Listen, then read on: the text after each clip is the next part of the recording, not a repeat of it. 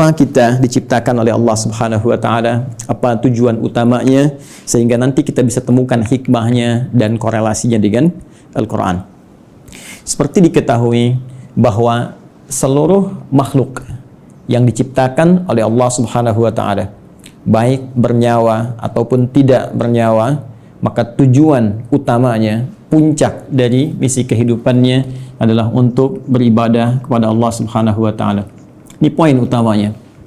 Saat Allah menciptakan malaikat, ya, malaikat tidak diciptakan kecuali hanya untuk beribadah. Walaupun tugasnya bisa beragam.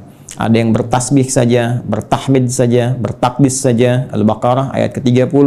Ada yang kemudian tugasnya memikul arsy saja, ada yang menurunkan wahyu, ada yang kemudian menurunkan rezeki dengan izin Allah. Tapi seluruh puncak dari tujuan penciptaan itu adalah dalam rangka taat kepada Allah Subhanahu wa taala tanpa maksiat sedikit pun. Quran surah ke-66 ayat yang ke-6. La ya'sunallaha ma amarahum wa yaf'aluna ma yu'marun.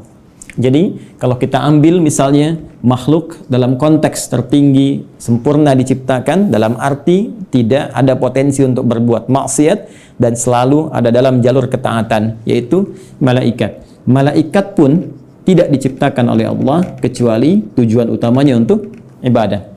Ya, pun demikian kita kembali kepada manusia ataupun juga dengan jin kalau kita ingin satukan keduanya, ya. Jin tentunya diciptakan sebelum manusia, jadi saya dahulukan, ya, setelah malaikat kemudian jin, saya dahulukan sebelum manusia. Quran surah ke-15 Al-Hijr ayat ke-27. Wal janna khalaqnahu min qablu min naris samum. Ya, sedangkan jin itu kata Allah kami ciptakan sebelum manusia dari materi yang berbeda, dari api yang menyala-nyala. Baik, pun demikian dengan manusia setelahnya.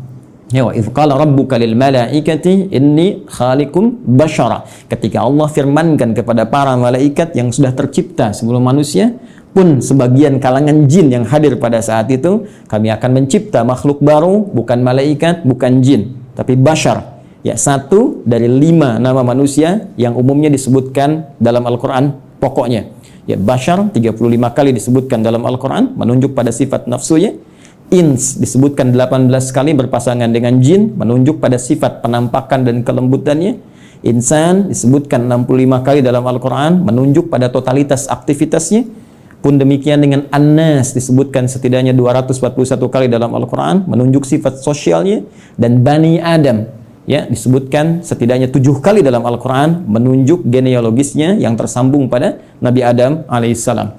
Jadi manusia ketika difirmankan oleh Allah kepada malaikat dan jin, ya wa idz qala rabbuka lil malaikati inni khaliqum basyara. Ya. Jin dan manusia ketika diciptakan tidak lepas dari fungsi ini. Ya, ditegaskan di Quran surah ke-51 digabungkan ayat ke-56. Ya, paling kanan sebelah atas di mushaf standar Allah berfirman, "Wa ma khalaqtul jinna wal insa illa liya'budun." Ya, dan tidaklah aku ciptakan jin dan seluruh manusia itu kecuali tujuan puncak pokok, ya. Tujuan penciptaan itu adalah supaya mereka menjadikan seluruh aktivitasnya sebagai ibadah kepadaku, kata Allah.